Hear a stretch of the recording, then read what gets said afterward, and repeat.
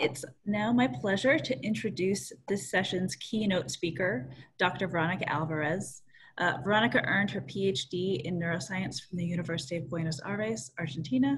She then trained as an electrophysiologist with John Williams at the Vallum Institute and continued her postdoctoral training with Bernardo Sabatini at Harvard Medical School. Then in 2008, she was recruited to NIH, where she established her independent research program. She is currently a senior investigator at the NIH Intramural Research Program and a lead investigator for the Center on Compulsive Behaviors, which is a collaborative initiative she co-founded to study the circuits and mechanisms that drive compulsive behavior. Veronica's lab studies the circuit and synaptic mechanisms that drive compulsive behaviors and drug abuse. And today she'll be discussing her lab's work on modulation of striatal microcircuitry by dopamine. So I will let her take the floor. I'm muted. No, can you guys hear me? Yes. Thank you, Jocelyn. That was super nice. And I, of course, want to start by thanking Rebecca and the rest of the organizers for the invitation. I'm really honored to be part of this grassroots conference. Really a great use of dopamine and motivation. So proud to be here. So today I would like to do something a little bit different. There's been so much said about dopamine and so many beautiful experiments shared already. So my idea for today, for my talk, is to try to share with you a few of our published work, some of our unpublished work, but combine these together within a model, kind of a framework of how we are thinking the basal ganglia and the neurons within the striatum could be organized to play the functions of the striatum and what's the role of dopamine there. So I would like to start by restating how dopamine in the striatum is involved in a lot of important striatal functions that range from movement, reinforcement learning, motivation and vigor, reward prediction error, coding has important for action selection and even cognitive flexibility, excuse me. And these regulations of dopamine are associated with disorders of the basal ganglia that range from Parkinson to schizophrenia and addiction and OCD. So it's clearly important that if we can figure out what's the role of dopamine in these functions and these disorders, we'll be able to aid then on the treatment. And my lab has been focusing two main questions. There are projects that are focused on understanding how and where dopamine is released. And on this, I mean that we've been very preoccupied in understanding the regulation at the terminal level of dopamine release. And this is clearly a very important step. However, I will argue that in order to understand how dopamine is regulating and participating in these striatal functions, it's not enough to just know when dopamine rises and goes up and where, that we need to start asking other questions such as what is dopamine doing downstream, either in the cortex, in the striatum, or in other regions. So the focus of our lab so far has been on trying to understand how dopamine regulates the striatal circuitry. And so we are looking at mechanisms of actions of dopamine here.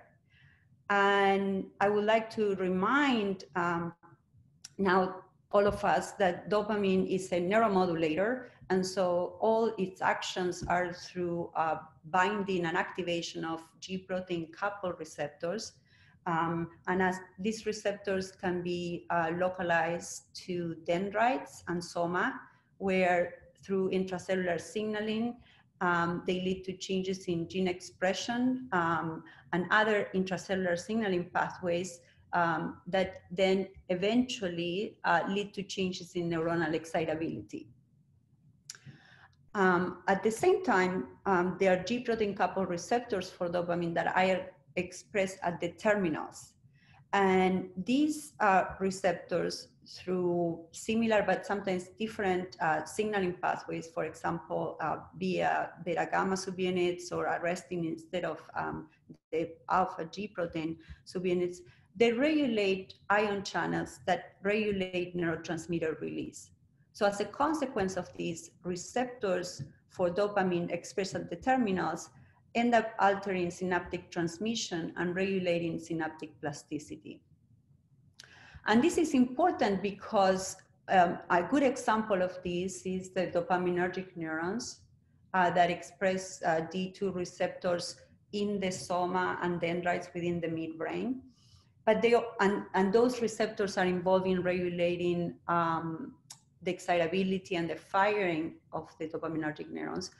But at the terminal level, within the striatum, there are also D2 receptors that regulate dopamine release. And these two receptor types, referring how they are receptors for dopamine, G protein coupled receptors that are expressed at the terminals, and they signal through intracellular signaling to lead to changes in neuronal excitability. But there is another set of receptors that are expressed at the terminals and that they're involved in regulating synaptic transmission and plasticity. And it's often true that these receptors might see different levels of dopamine and they're localized in different compartments. A basic good example of these are dopaminergic neurons that express D2 receptors at the dendrites and somas, and where the activation of these receptors leads to changes in the excitability of the dopaminergic neurons. But there are at the same time receptors expressed within the striatum on the axon terminals, where activation of these receptors leads to inhibition of dopamine transmission and dopamine release.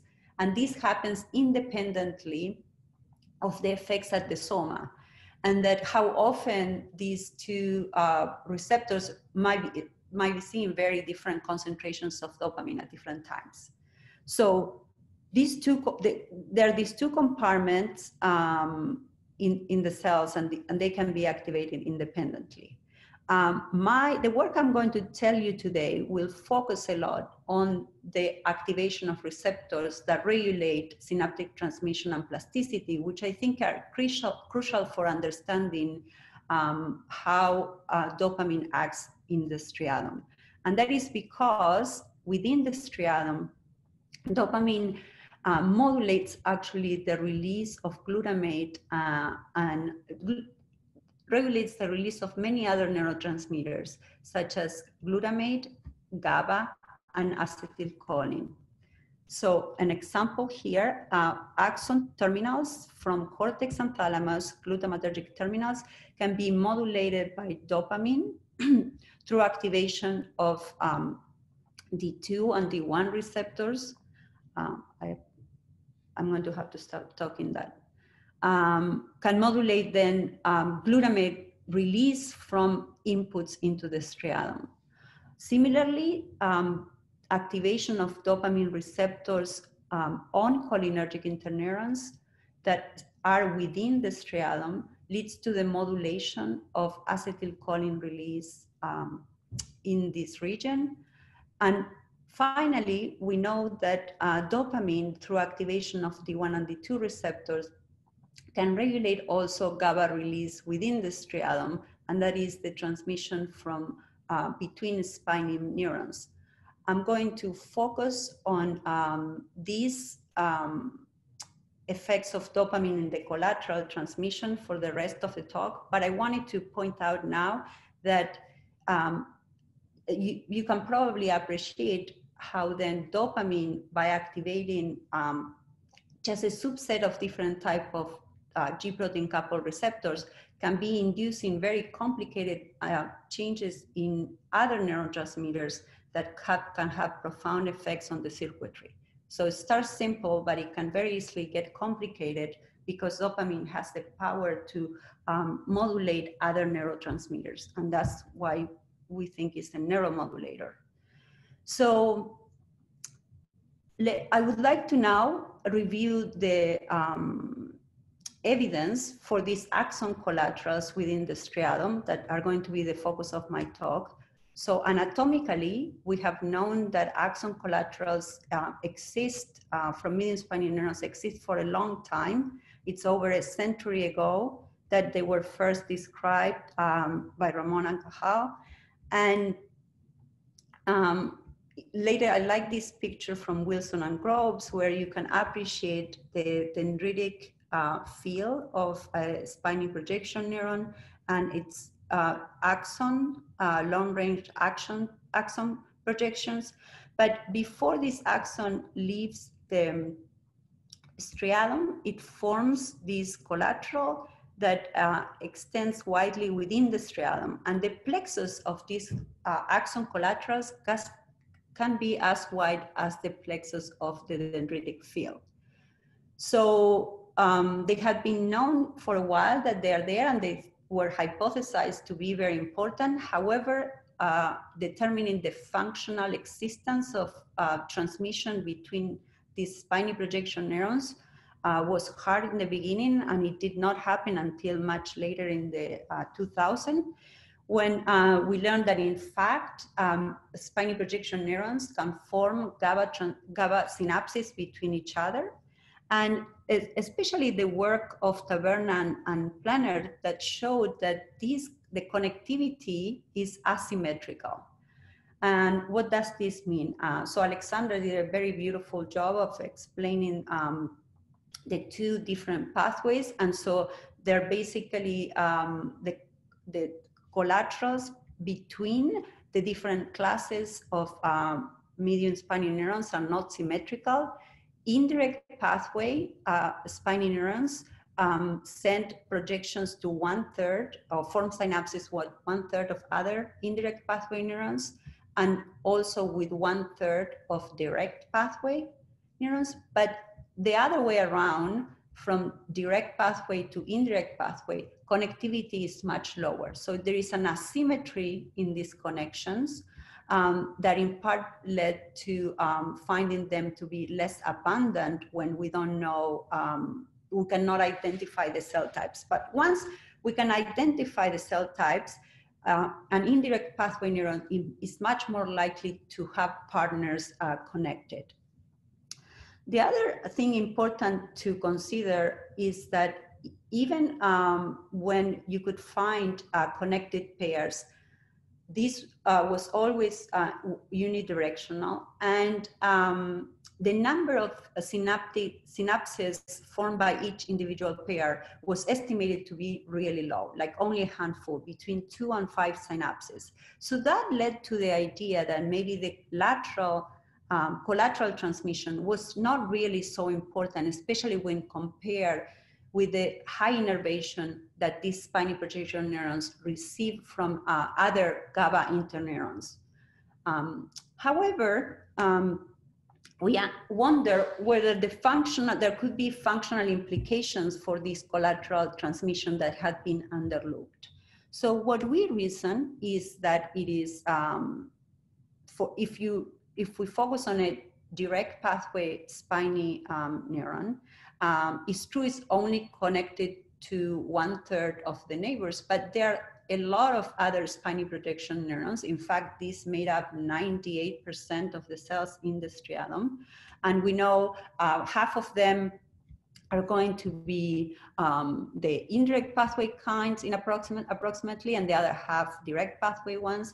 If only 1/3 of those indirect pathway neurons send projections to this D1 cell, still could be significant, can have significant impact because there are many of them.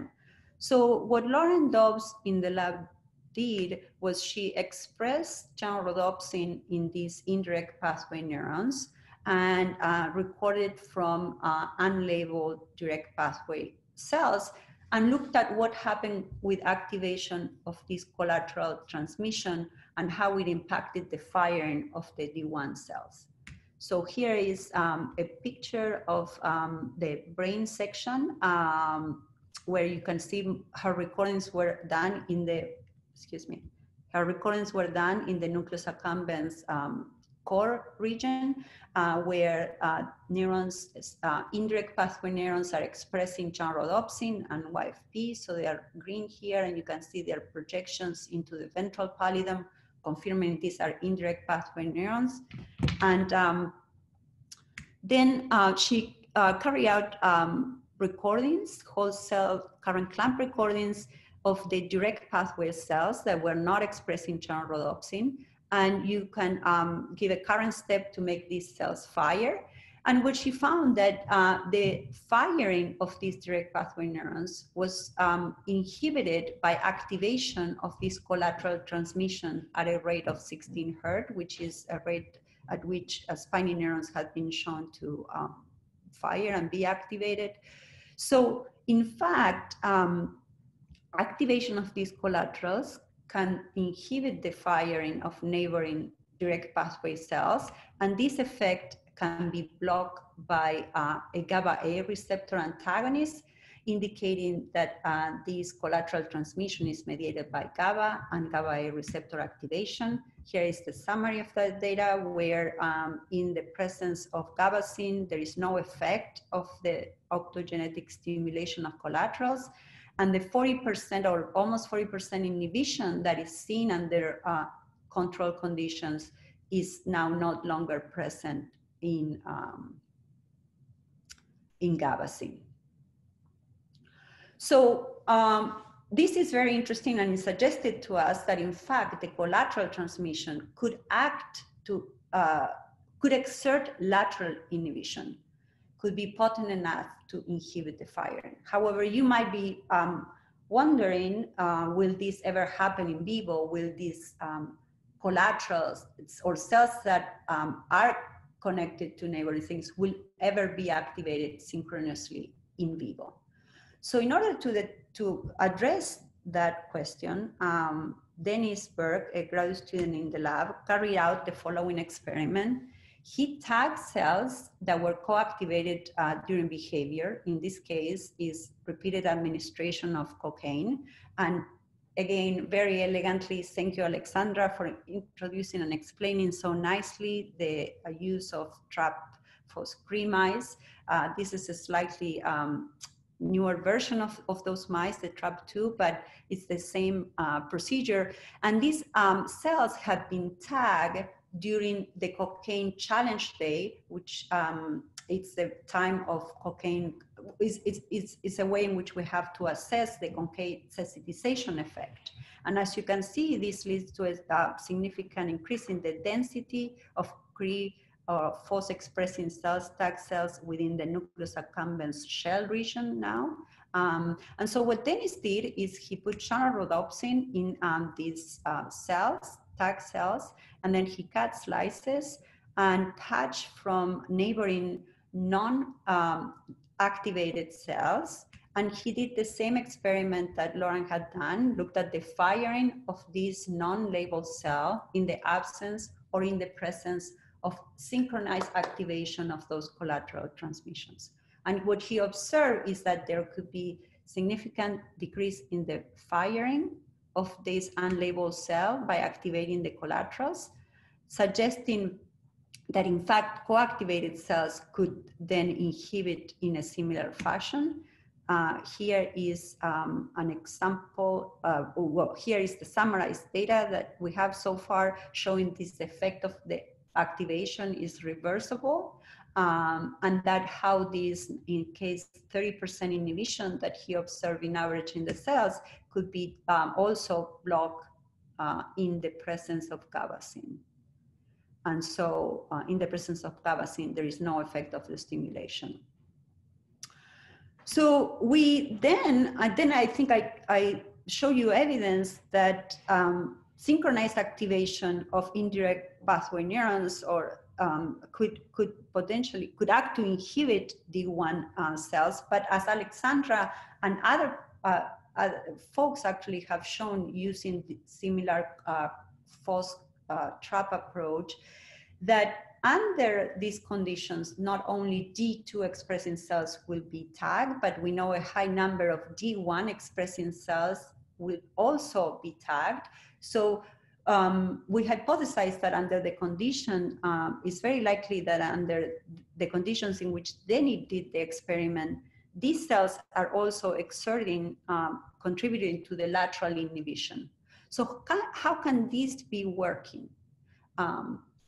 We wonder of whether the collateral transmission could be organized in such a way that could aid to the function of the striatum, for example, action selection. Or is it that the collateral transmission is all randomly, 1/3 and 1/10, and so on? So we hypothesized that it might be then organized to aid on striatal functions. And here is a very simplified diagram that I like to show you. It's a model, it's a cellular model of how we see this could be happening. And now we envision that maybe the striatum might be organized in functional units that are a group of cells that are involved in controlling specific motor pattern outputs. And so in this case, I'm just exemplifying the D1s and D2 cells that will be part of this functional unit, but we envision that interneurons are probably part of this as well. I'm just going to, start simple. It's very helpful so far to make predictions and test hypotheses. So what we hypothesize is that D1 cells in this functional unit A might be involved in promoting motor pattern A, and that the D2 cells, indirect pathway cells in functional unit A are inhibiting that motor pattern. And the same happens with motor pattern B, and so on. So then if this is happening this way, we envision that the collateral transmission, if it's aiding with the function of selecting motor pattern A or B, could be organized that, So then when we want to, before we go on to the collaterals, what we should consider is that when the individual chooses to activate motor pattern A, this will lead to synchronized activation, of direct pathway neurons within functional unit A that are promoting that pattern, but also synchronized activation of D2 cells that are inhibiting competing motor patterns. And that collateral transmission then could be organized such as activation of these indirect pathway neurons is now inhibiting the D1 cells from motor pattern B and the D2 cells from motor pattern A, and that similarly activation of these D1 cells in functional unit A will be then inhibiting their counterparts on the other functional unit and D2 cells, within the same functional unit. In this case, you can see how activation of these ensemble, these are the co-activated cells, lead to the selection of motor pattern A and the inhibition of motor pattern B. And if this is the case and the collaterals are organized in such a way, we predicted that this connectivity between co-activated cells will be weak or low. So in order to test this hypothesis, that is, by the way, not as simple to test, we are thinking of multiple ways to do that. But here is one experiment that Dennis has been carrying out in the lab. So he used those same TRAP2 mice and looked at the strength of the collateral transmission when he recorded from either non-activated cells and look at the strength of the collaterals, or when he recorded from co-activated cells. And in fact, while this is just a preliminary experiment and we still have more controls to run, these preliminary data seems to indicate that indeed collateral transmission from co-activated cells is weaker than collateral transmission between co-activated cells and not. indicating or supporting the idea that this crossing collateral transmission might be weak or not existent, especially in comparison to the other ones. So how is dopamine now modulating this lateral inhibition? I want to spend with all my time, I promise I still have minutes to share that, I think, very exciting part, because I think understanding now the role of dopamine within this way, within this work frame could be very beneficial. So we started to look at what is the effect of dopamine first exogenously apply, and that's the data that I'm going to show you now, but Dennis is also working on also looking at the effect of endogenously released dopamine on these collaterals as well. So what he found is that, in fact, dopamine has differential effects on the lateral inhibition from both direct and indirect spiny neurons. So when he recorded from direct pathway neurons, and activated neighboring direct pathway cells as well, the collateral transmission was not very much affected by dopamine, but there was a significant and consistent potentiation of the transmission that you will see also more later. However, when indirect pathway neurons, collaterals were being activated, dopamine had a very potent inhibitory effect on this transmission. And this is summarized here, where you can see individual data before and after dopamine application. From D1 to D1, there is a small but consistent potentiation. From D2 to D1, there is a very pronounced depression of this collateral transmission. And the same was true if the postsynaptic partner was a D2 cell. So D2 to D2 were also potentiated, inhibited. So that led to us to think that maybe these effects were mediated by D2 receptors, because every time we had a presynaptic cell being a D2 cell, there was an inhibition. And also that maybe the D2 receptors were expressed in these D2 cells and very likely on the terminals, because we are actually, in many cases, don't have the cells that are expressing rhodopsin with their whole continuous axons. For the most part, we just have severed these things in the slide, so we are relying on activation directly of axons.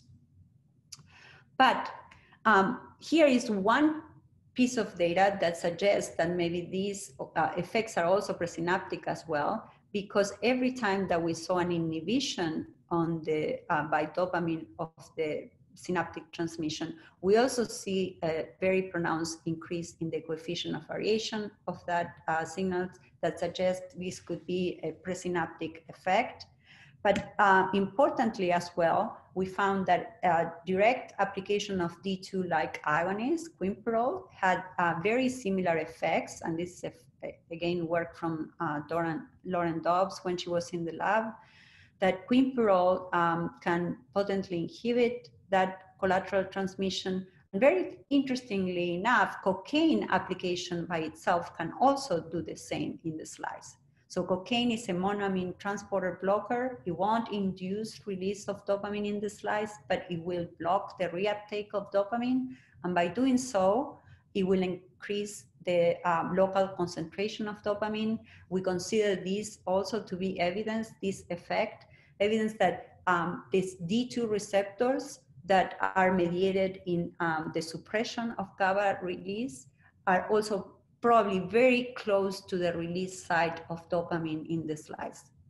And this is another control showing that an agonist for another GABA G protein coupled receptor, GABA B receptors, which are known to be at the presynaptic terminals of these cells, can also inhibit GABA transmission from these collaterals. So here is the summary showing the effects on many cells of quimperol, cocaine, and baclofen. So again, this suggests this indicates that it is then likely the effects of dopamine are at least in part mediated by D2 receptor activation. And we speculate that D2 receptors are in these D2 cells, but the truth is that there are other D2 receptors in the slice as well, cholinergic interneurons, other interneurons. There are D2 receptors on the dopaminergic terminals and so on. So in order to verify and confirm that the D2 receptors were in these cells, we use this cell-specific D2 knockout animal. So these animals have targeted deletion of D2 receptors to the indirect pathway cells. And in this case, we selectively lose the effect of quinpirole inhibition. As you can see here in the trace, quinpirole has no effect on the synaptic GABA currents.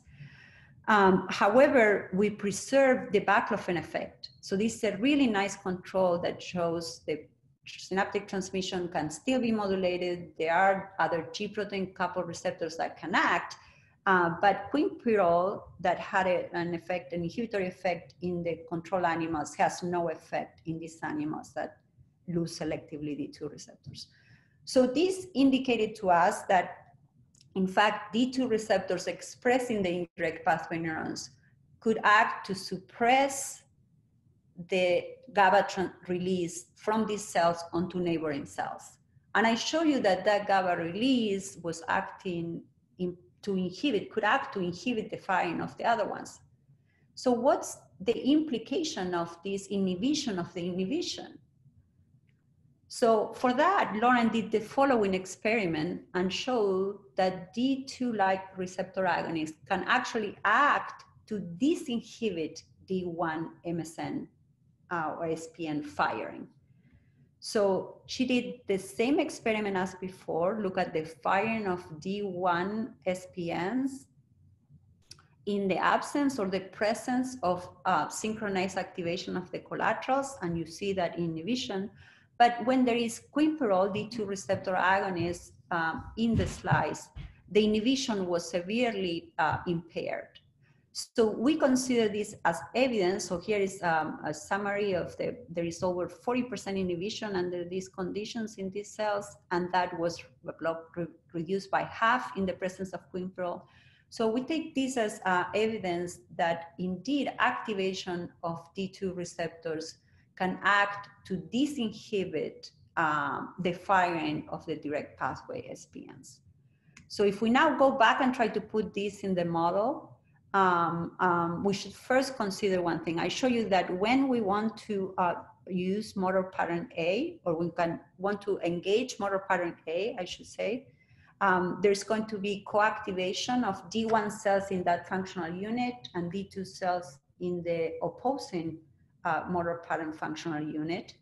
And so equally, we can imagine that when we want to engage motor pattern B, a similar but opposite effect will happen. D1 cells from that unit B and D2 cells from unit A will be co-activated. So we have to put the collaterals in a reciprocal way that will be engaged there to inhibit then motor pattern A and promote motor pattern B. So now that we have now the collaterals being reciprocated between the functional units, we have to consider two more things. And one is that there is an asymmetry of the connections, as I mentioned before, as far as we know, based on pair recordings. So I'm going to include that here now. Now the strength of these inputs from D2s to D1s is higher than the other way around. And we also have to consider that there is higher excitability both in vivo and in vitro for the D1 SPNs. So we propose, we hypothesize that under baseline conditions in where there is low dopamine, there is going to be significant extent of, there could be significant extent of lateral inhibition in the circuitry. And so, and when dopamine is low, this lateral inhibition is not going to be inhibited, which we speculate then will lead to strong collaterals that would lead then to a low output from direct pathway neurons in both cases, and low behavioral output. So when dopamine is low, collaterals are strong, low D1 output, and low motor pattern. So when dopamine now rises in one functional unit, we speculate that that's going to lead to then a suppression of the lateral inhibition between D2s and D1s, and that's going to lead to also a strengthening, as we measure, of the small but significant strengthening of the collateral transmission from D1 to D2s. We also know from work of others that the activation of D1 receptors will lead, this actually is the work from Mark Bevans very beautifully, and others, but Bevans recently showed it very nicely, that their activation of D1 receptors lead to increased firing on the direct pathway SPNs, and there are evidence from Palladini and Weinschenker that D2 receptor also will depress the firing of the D2 cells. So we hypothesize that under these conditions, that's going to lead to then an enhanced activity of the D1 cells, because now they lose the inhibition and they get the direct activation of D1. And there's going to be a decrease of the D2 indirect pathway as well. And that's going to lead then to enhanced output from this functional unit and enhanced motor pattern A. So what happens if then we lose or remove D2 receptors from these indirect pathway cells? So then we hypothesize that when dopamine goes up under these conditions, then dopamine now is not able to inhibit that lateral inhibition. And so the inhibition will become stronger.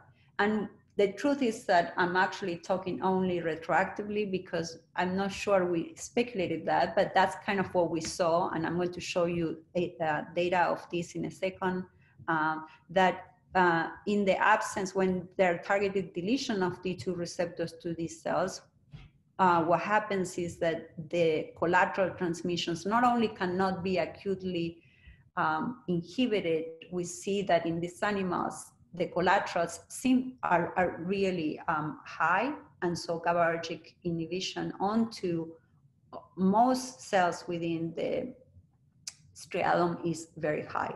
So this is, and then motor pattern output, we predict as a consequence will be low. So let me show you the data for that, and that's the work of Julia Lemos when she was a postdoc in the lab. She showed that mice that lose D2 receptors selectively in the D2 cells show an enhanced frequency of GABA iPSCs, both in the direct pathway cells, in indirect pathway cells. Here is the summary of that increase in the frequency. There are also changes to the amplitude, specifically to the direct pathway cell. So this will suggest that collateral transmission, while it's not only coming from those cells, but a part is contribution from the collaterals, is enhanced when you lose the D2 receptor inhibition. And we also, she also measured on downstream targets from the striatum and the globus pallidus, downstream targets from the indirect pathway cells, where GABA transmission was also very strongly potentiated.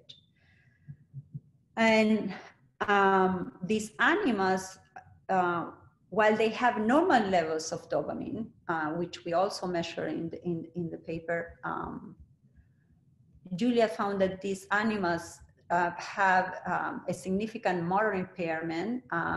They show bradykinesia, which is a slowness of movement, and they spend a lot more time immobile. And as a consequence of these two things, they actually move a lot less.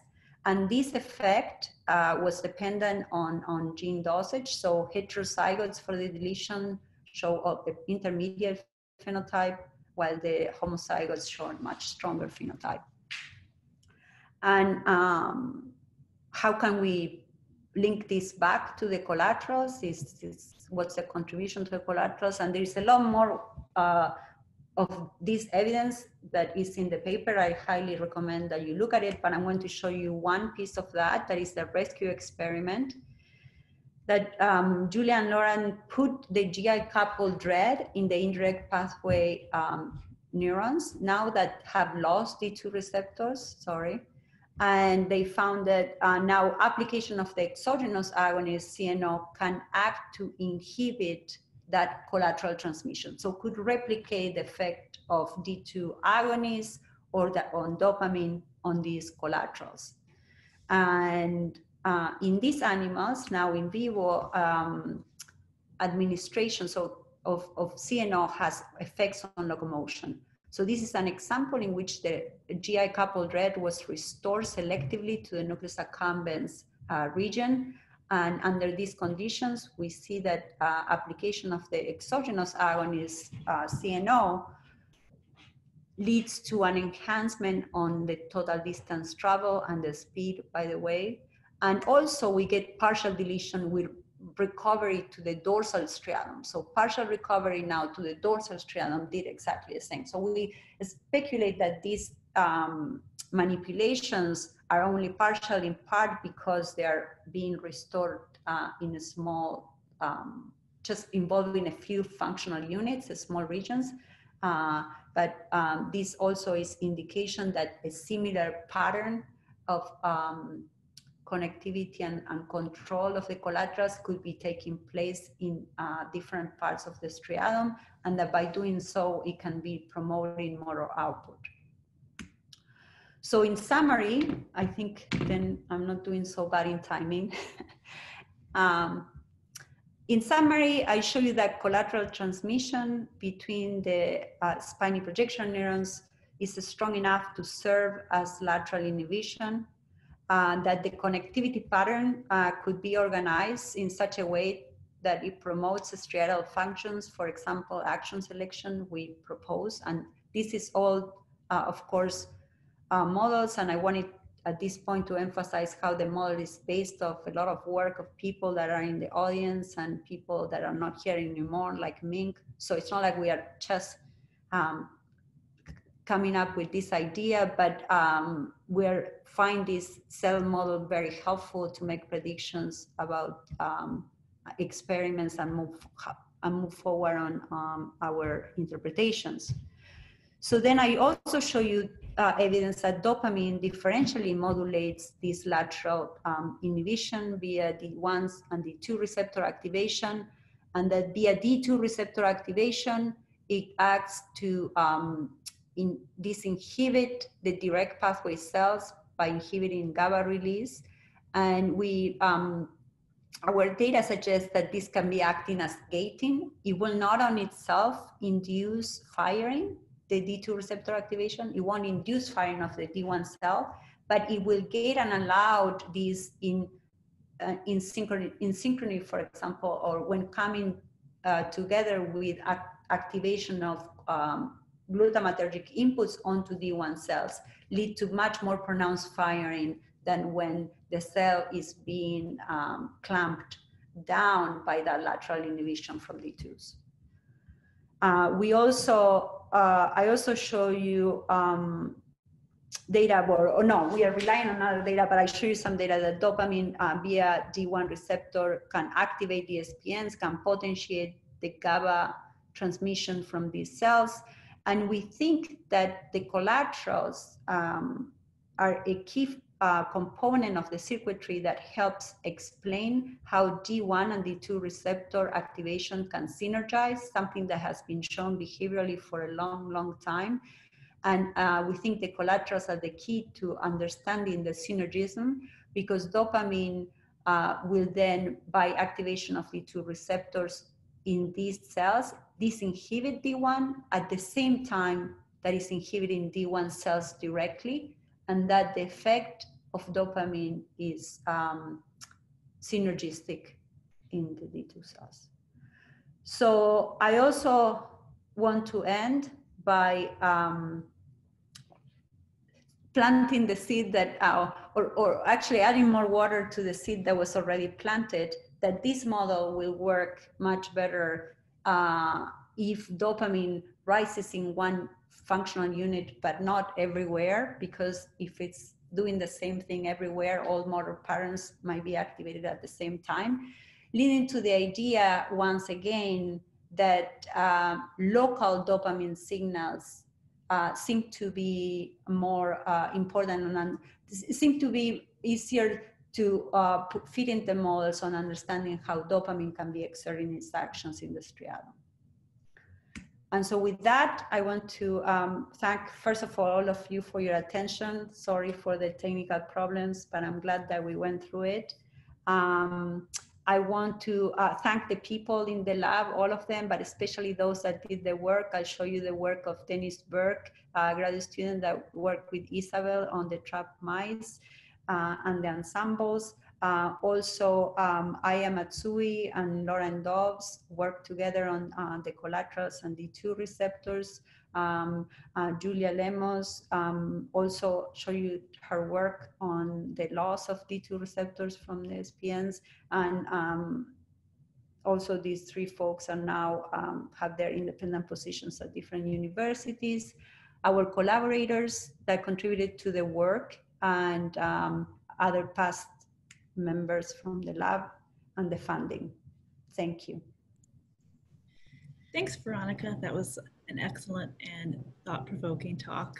We have lots of questions in the Q&A, so I'll let Alexa get started with those.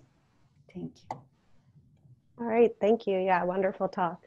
So you explicitly stated that the circuit and the model that you're looking at is really just focusing on these MSNs. But many of the most popular questions wanted to know what other factors might be playing into this model. So we have questions regarding neuropeptide Y interneurons, endocannabinoids, serotonin, and I'm sure many people have, other intermingling players in there. So have you started considering any of these players? Do you think any of them would directly oppose the current model? Yeah, stretching a little bit to get a few questions into one there. Thank you. I appreciate that. I'm going to try to address. I think I feel the same way. I feel like, in some ways the model helps us because it's very small and reduced, and it allows us to understand more the collaterals and actually make a lot of predictions. It's really good, but it is extremely simplified and it's just centered on this part. So we are slowly starting to look at those things because we think it's, of course, very important that we incorporate all the components that we know exist. And to give you an example, we of course have been looking at the effect of inputs. So I keep referring on how these collaterals are aiding and dopamine actions, help to regulate, but we don't think on themselves are going to be generating any activity. These are all inhibitory transitions, so they wouldn't work necessarily to excite or drive the D1 cells. But if there is if there is this tone of lateral inhibition that we yet have to fully demonstrate, we have several indirect pieces of evidence. We think it's very important on working together, for example, with glutamatergic inputs, or even with cholinergic or other levels of neurotransmitters and neuromodulators within the striatum to help modulate the output. And we haven't incorporated other interneurons. When we do, probably cholinergics will be the first ones to go in there. But we have been looking at the implication and the role of inputs.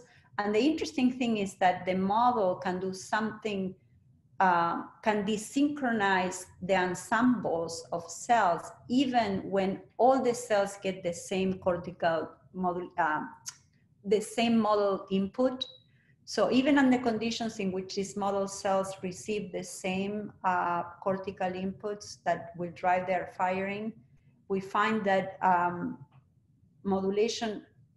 organization of the collateral transmission in this pattern could lead to the formation of ensembles in which the cells take turn on firing. That was discussed in the Burke, Rothstein, and Alvarez perspective in neuron that people can go over to look. But of course, our goal is to keep incorporating more of the components to the model. Regarding serotonin, I would like to say that we yet have to, of course, learn a lot more, but we are in agreement with a lot of other work that shows that serotonin plays a significant role in modulation of transmission in the striatum, but also outside. And because we have been studying cocaine, we find that actually a lot of the cocaine actions, for example, in the ventral pallidum, that's Aya Matsui's work published a couple of years ago, are mainly mediated by serotonin. But in the striatum also, serotonin seems to be playing roles on mediating some of the effects of cocaine. So we are studying those. Thank you. So another popular question is regarding these neuronal ensembles and if these functional units are stable across different motor outputs. So, you know, you're studying these ensembles with cocaine use, but if they are stable both over time and across different types of motor outputs. If the that's a great question. Yes, it's a great question and a very important one that we would like to start to address. And we can envision that actually ensembles will form during learning, and that dopamine might play an important role in the formation of those ensembles. As we know, it plays an so the way that we envision that dopamine might be promoting learning by shaping the ensembles. So the prediction is, yes, the ensembles form when you learn in part, and that dopamine is aiding in the formation of the ensembles by pruning and shaping the lateral inhibition. That's one of the hypotheses that we're trying to test. And so with the cocaine, repeated cocaine experiment, we could ask whether early on, not only the number of cells that were co-activated, but whether the pattern, that this discriminative pattern on the collaterals is observed already early on, or there is an evolution. And by the time we look at sensitization, then we see the difference between collaterals, between co-activated and not. So the prediction is that early on, there will be less discrimination than later.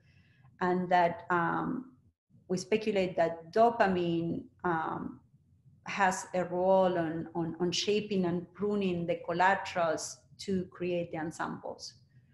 We also think that it's possible that this could explain some of the other more big roles of dopamine in vigor or motivation. We speculate that the size of the ensemble can be determining the vigor. And so if you have larger extensive, more neurons engaged on a task, then you will end up with dyskinesias or really strong driven ensemble or motor output, I should say. Under conditions in which you have a smaller functional unit or a small ensemble would lead to behaviors that then are harder to engage. So since you mentioned size of these ensembles, I want to tie in a few other questions that were regarding the probability of neurons being within the same ensemble relative to anatomical proximity, and if that probability changes, and if you think that this could be because they are likely in the same dopamine state at the same time.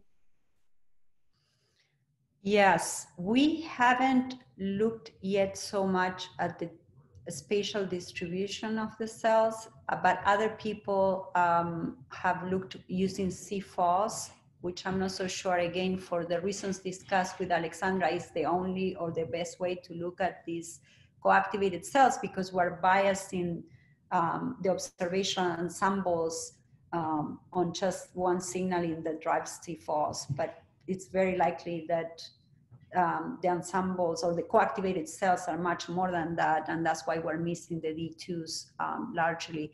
So it will be also important to find, what I'm trying to say is it will be important then to ask that question. It will be important to find other ways to also define and label the ensembles. But even within using FOS, people have shown that they're kind of intermingled with other non-labeled cells. And so that appears to be the case. We haven't yet done much of that functional analysis, anatomical analysis yet. Functionally, when we look in the slides, we are restricted by the XY, and Dennis has focused the recordings I show you on patching cells that are labeled and not labeled or not labeled in cross proximity, and in areas where we see there are other activated cells. So we have stayed within the region. Thank you. I think we have time for one more question, just poking through a little bit. I know that I saw a few questions regarding the time scale of dopamine modulation for D2 expressing neurons, and whether or not the tonic levels of dopamine versus a transient dopamine release may differentially affect this D2 modulation of the neuronal ensemble and collateral inhibition. Yes, that's super interesting, and we would like, especially the second part, whether there would be differences between low levels and high levels of dopamine release on the activation of either D1s and D2s is a question that we would like to address using the endogenously released, of course, dopamine with optogenetic activation of these inputs. However, in general, with regards to that question, I always tend to think, given how, if we look at an electron microscopy image of a section of the brain in the striatum, we see that the synaptic, the terminals of these dopaminergic neurons are very close to a lot of other dendrites and other axons and other cellular compartments. So I imagine that dopamine is likely to activate whatever receptor is close by. That's one thing. So if dopamine is released close to D1 receptors, it's probably more likely to activate D1 receptors than D2s, just because they're there. That would be independently of the concentration. But there have been reports that, I mean, we know that at least in heterologous system, these receptors have different affinities. And that under some conditions, we get activation of more D2 and D1 receptors. So it's something that we would like to explore using the endogenously released dopamine. But given, if I may say now, one other concept that is related to that is that our data suggesting that the collateral transmission from D2 to D1 could be there tonically suppressing D1 MSNs. And we observe this especially in the mice lacking D2 receptors, where that inhibition cannot happen, then GABA transmission is really strong. And that suggests that then D2 receptor activation can be constantly kind of pruning that collateral, and that maybe low levels of dopamine are sufficient to then keeping those collaterals inhibited. Thanks, Veronica. So we're out of time, so I'd like to thank Veronica and all the other speakers for a great session, and also want to thank Alexa for monitoring and asking all those questions. And I imagine that there are some announcements prior to the social hour that's next.